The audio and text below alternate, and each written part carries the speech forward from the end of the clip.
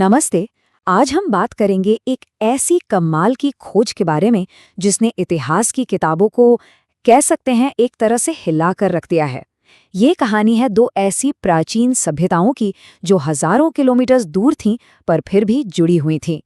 चलिए मेरे साथ इस दिलचस्प सफर पर।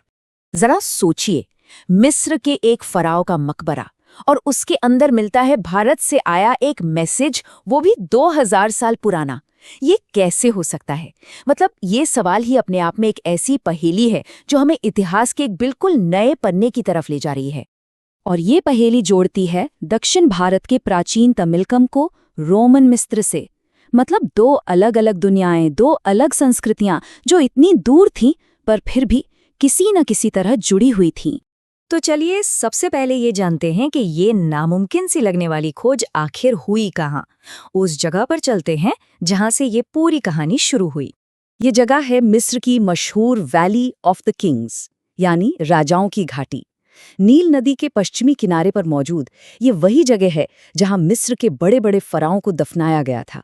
बहुत ही पवित्र जगह मानी जाती थी ये। तो ये जो राजाओं की घाटी है ना, ये हमेशा से ही बहुत खास रही है।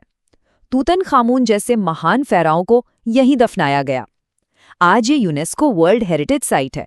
और सबसे मजेदार बात, ये रोमन काल में यानी आज से लगभग 2000 साल पहले भी एक पॉपुलर टूरिस्ट स्पॉट था।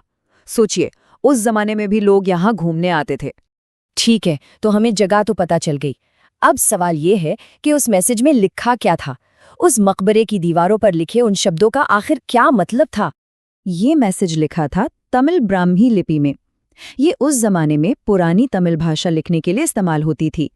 मतलब आज का जो तमिलनाडु और केरल का इलाका है, वहाँ ये लिपि काफी चलन में थी। और जब इसे पढ़ा गया तो जो लिखा मिला वो कमाल का था। एक नाम बार बार लिखा था, सिकाई कुरन। आया और देखा। सोचिए, ये 2000 साल पुराने एक ट्रैवलर की आवाज है जो आज हमें सीधे सुनाई दे रही है।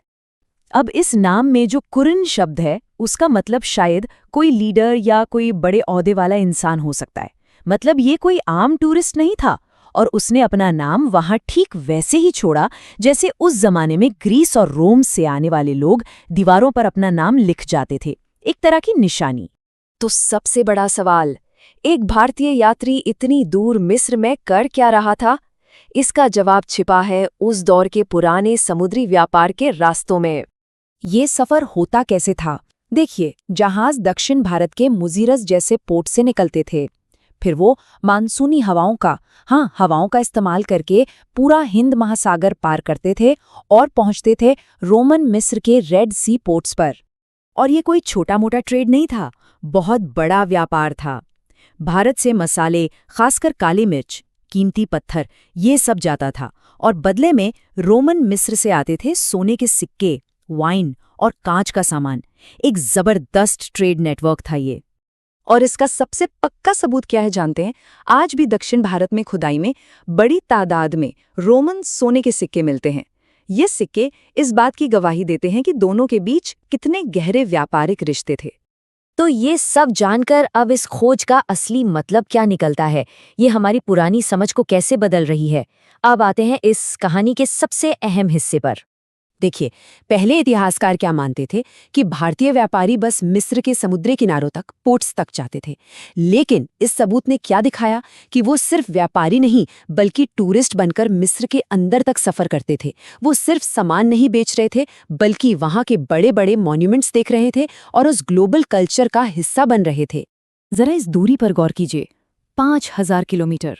तमिल ब्राह्मी लिपि अपनी जगह से 5000 किलोमीटर दूर मिली है। ये सच में एक हैरान कर देने वाली बात है। किसी ने कभी सोचा भी नहीं था कि इसका असर इतनी दूर तक हो सकता है।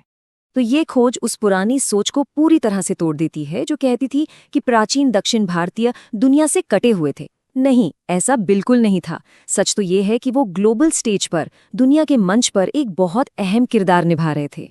तो आखिर में ये खोज इतनी जरूरी क्यों है? इससे हमें क्या बड़ी बातें पता चलती हैं? देखिए, इससे 3 बड़ी बातें सामने आती हैं। पहली, कि प्राचीन ग्लोबलाइजेशन हमारी सोच से कहीं ज्यादा आगे था। दूसरी, कि आज से 2000 साल पहले भी भारत, अफ्रीका और यूरोप के बीच कल्चरल एक्सचेंज होता था।